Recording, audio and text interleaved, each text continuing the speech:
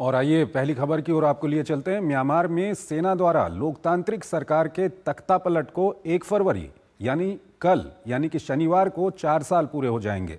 इन 4 सालों में म्यांमार की स्थिति काफ़ी खराब हो गई है।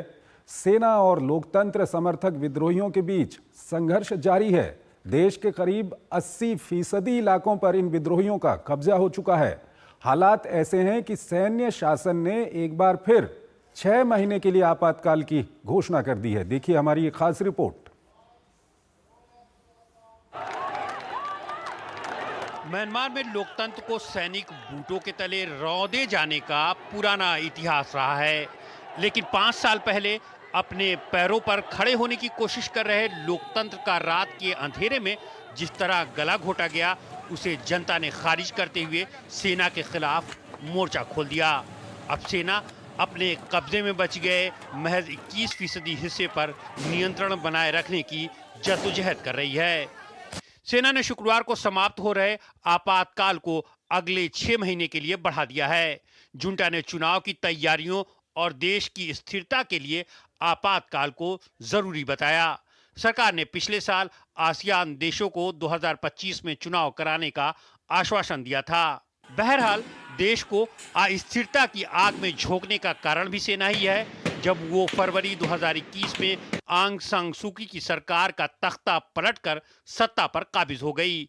इसके बाद सेना और लोकतंत्र समर्थक विद्रोहियों के बीच संघर्ष शुरू हो गया। तब से हजारों लोग मारे जा चुके हैं, जबकि लाखों लोग विस्थापित हुए हैं।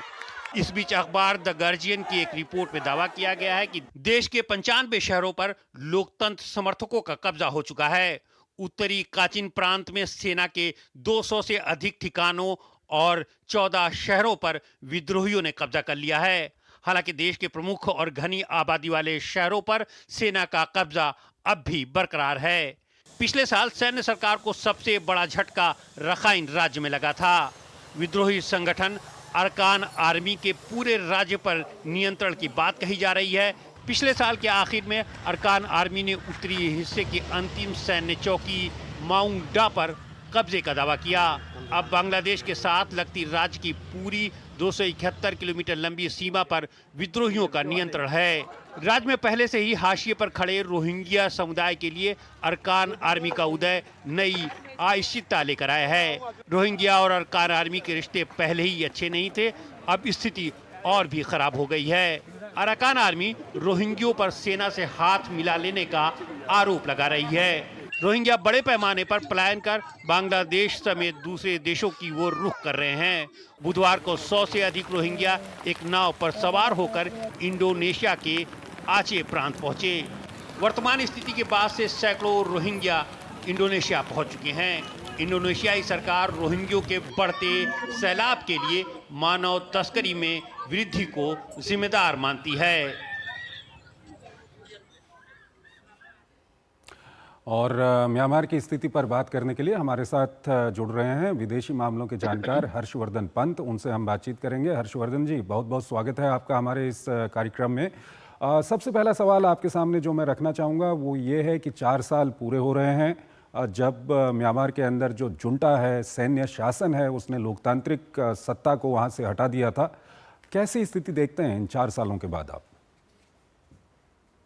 देखिए, 4 सालों के बाद एक ऐसी स्थिति बनती जा रही है जहां सेना का अपना ही वर्चस्व बहुत बड़े हिस्से से कम होता जा रहा है। तो सेना ने अगर ये कोशिश उस समय जो एक लोकतांत्रिक सरकार थी उसको हटाकर अपने को प्रीएमिनेंट पोजीशन पर लाने की जो कोशिश करी थी, उसके बाद ये स्थिति सेना की लगातार खराब होती जा रही है और बाहरी दबाव, अंदरूनी दबाव दोनों तरफ से बढ़ रहा है। और जो लोगों की प्रतिक्रिया रही है वो पहले तो शुरू में जरूर सेना का कुछ हिस्सों में सेना को समर्थन मिला। लोगों को लगा कि शायद सेना बेहतर हालत उनकी करेगी आर्थिक तौर पर या सामाजिक तौर पर, लेकिन उसके बाद थोड़े समय बाद ही वो मोह भंग हुआ और उसके बाद हमने लगातार देखा है कि सेना को बहुत मुश्किल हो रही है कंट्रोल करने में। और जो एक उसने अपना कारण बताया था कि चारों तरफ से समस्याएं हैं और सेना ही उसको कंट्रोल कर सकती है, आज ये बिल्कुल स्पष्ट होता जा रहा है कि सेना के पास न कैपेबिलिटी है, न सेना इस बात को तैयार है कि वो एक जो स्टेट है म्यांमार की उसको उसको वापस से उसका वर्चस्व स्थापित करे और एक लोकतांत्रिक प्रक्रिया की बहाली करे। इसीलिए हम बार बार देख रहे हैं कि वो बार बार इलेक्शंस को आगे बढ़ाते जाए। हर्षवर्धन जी, अब वो कहते हैं कि जो जुंटा शासन है वो कहता है कि 2025 में हम इलेक्शन करवाएंगे और इलेक्शन करवाने की तैयारी को लेकर के उन्होंने 6 महीने के लिए और आपातकाल को वहाँ पर बढ़ा दिया है। और इसके बाद जिस तरह की स्थिति है वहाँ पर, चाहे हम रखाइन प्रांत की बात करें या दूसरे इलाकों की हम बात करें, अधिकतर जगहों पर विद्रोहियों का और लोकतंत्र समर्थक जो विद्रोही हैं उनका कब्जा हो चुका है। ऐसे में जब चुनाव की घोषणा या चुनाव करवाने की बात वहाँ पर कही जा रही है, आपातकाल वहाँ पर लगा दिया गया है, तो आने वाले दिनों में ये संघर्ष क्या और बढ़ेगा? बिल्कुल, और मुझे लगता है कि सेना ने जो एक मिलिटरिस्टिक अप्रोच चुना है विद्रोहियों को डील करने का, उससे बेहतर तरीका ये होता कि वो ये कोशिश करते कि सारे जो एक्टर्स हैं सिविल सोसाइटी के हैं या जो इस तरह से सेना के खिलाफ खड़े हैं, उनको वो एक साथ लेकर आते, कुछ नेगोशिएशंस होते और उसके बाद एक आउटलाइन बनती कि हम किस तरह से लोकतंत्र की बहाली करें। लेकिन यहाँ पर सेना का जो मकसद लग रहा है, जिस तरह से सेना काम कर रही है, पिछले साल किया और अब जब 6 महीने और बढ़ा दिया है, तो उसका सिर्फ एक स्पष्ट रूप से सेना ये कह रही है कि जब तक हमारी स्थिति बैटल ग्राउंड में और उन क्षेत्रों में जहां पर हम लड़ रहे हैं हम ज्यादा मजबूत नहीं हो जाते, तब तक लोकतंत्र की बहाली नहीं करेंगे। और इसीलिए मुझे लगता है ये संघर्ष और बढ़ेगा और वहां पर जो खून खराबा हमने देखा है, इंस्टेबिलिटी देखी है, वो और बढ़ने की संभावना है। रोहिंग्याओं को लेकर क्या कुछ कहेंगे आप? क्योंकि रोहिंग्याओं की अगर इस पूरी स्थिति में हम देखें, चाहे हम अराकान आर्मी की बात करें या जुंटा की बात करें, कहीं ना कहीं सबसे ज़्यादा जो नुकसान है वो रोहिंग्याओं को हुआ है। और रोहिंग्या लगातार यहाँ से तो अधिकतर रोहिंग्या आप निकल ही चुके हैं बर्मा से।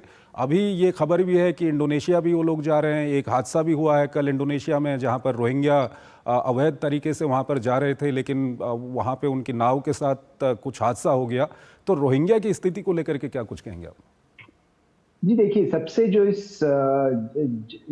ये जद्दोजहद चल रही है म्यांमार में, उसका सबसे बड़ा नुकसान इस कम्युनिटी को, रोहिंग्यास को हुआ है, क्योंकि उनकी जो एक स्टेटलेसनेस जो एक कैटेगरी बन गई है, ये कहाँ के निवासी हैं, इनका क्या आइडेंटिटी है, उस पर सवालिया निशान खड़े कर दिए हैं और कोई भी इस बात को मानने को तैयार नहीं है। खासकर बर्मीज जो म्यांमार में मिलिट्री जुंटा है, वो ये इसको एक कोई सोल्यूशन ओरिएंटेड इसका अप्रोच नहीं अपना रही है। और इसीलिए हमने देखा कि बांग्लादेश में पहले किस तरह से उथल पुथल हुई और बांग्लादेश और म्यांमार के रिश्तों में आई समस्याएं आई, उसके बाद आसियान के देशों ने कोशिश करी कि वो रोहिंग्या की समस्या को लेकर आगे बढ़ पाए, लेकिन वहां भी कोई सोल्यूशन नहीं वो दे पाए। और उसके बदले जो हम देख रहे हैं कि अब ये इंडोनेशिया तक बात पहुंचती जा रही है और हमको ये भी पता है कि भारत भी इससे पीड़ित रहा है इस समस्या से। तो कहीं कहीं पर ये एक जो रीजनल प्रॉब्लम के तौर पर, क्षेत्रीय समस्या के तौर पर जो मुद्दा बायलैटरल था, द्विपक्षीय था, वो क्षेत्रीय समस्या के तौर पर खड़ा हो गया है और इसका समाधान कोई ढूंढने में अभी तक सक्षम नहीं हो पाया है। हर्षवर्धन जी, आपने भारत की बात कही, ठीक है, रोहिंग्या भारत के लिए, वो रोहिंग्या समस्या से भारत भी दो चार होता रहा है, लेकिन उसके अलावा भारत का पड़ोसी है म्यांमार, और म्यांमार में जिस तरह की उथल पुथल चल रही है, वहाँ पर सभी इलाकों में जुंटा का कब्जा नहीं है, अधिकतर इलाकों में जुंटा का कब्जा है नहीं वहाँ पर। ऐसे में भारत के लिए कितनी बड़ी चुनौती, कितनी बड़ी परेशानी, और ख़ासकर सीमाई इलाकों में तो अगर रखाइन की हम बात करें तो उसके आसपास का जो भारत का इलाका है वहाँ के लिए भी काफ़ी बड़ी चुनौती ये है। बहुत बड़ी चुनौती है और पहले शुरू से जब भारत ने कोशिश करी थी कि सारे जो स्टेक होल्डर्स हैं इस म्यांमार में, उनके साथ बातचीत बनी रहे। और पहले भारत ने ये भी कोशिश करी कि जो मिलिट्री जो युंटा है, जिसके साथ जो लोकतंत्र की बहाली वो जल्दी से जल्दी करे। और जब शुरू में मिलिट्री जो युंटा थी, उसके पास कंट्रोल था बॉर्डर एरियाज का, तो वहां पर भारत और उनके साथ मिलकर भारत ने कोशिश करी कि जितने हमारे नॉर्थ ईस्ट में जो ट्रबल स्पॉट्स हैं उन पर कंट्रोल किया जा सके। लेकिन अब जैसे जैसे हम देख रहे हैं, जिसका जिक्र आपने किया, कि जो सीमावर्ती क्षेत्र है, वहां पर जिस तरह से म्यांमार की मिलिट्री का कंट्रोल खत्म हो गया है और जो विद्रोही ग्रुप्स हैं, और वो इतने सारे हैं कि उनको इकट्ठा करना, उनके साथ किसी प्रकार की बातचीत करना अभी असंभव सा लगता है। तो इसके चलते इंस्टेबिलिटी जो बॉर्डर एरियाज में है वो बनी हुई है और ये भारत के लिए बहुत बड़ी चिंता का विषय है। ठीक है, हर्षवर्धन जी आप हमारे साथ बने रहिए। एक और विषय है, उस पर अभी हम आपसे बातचीत करेंगे, लेकिन हमको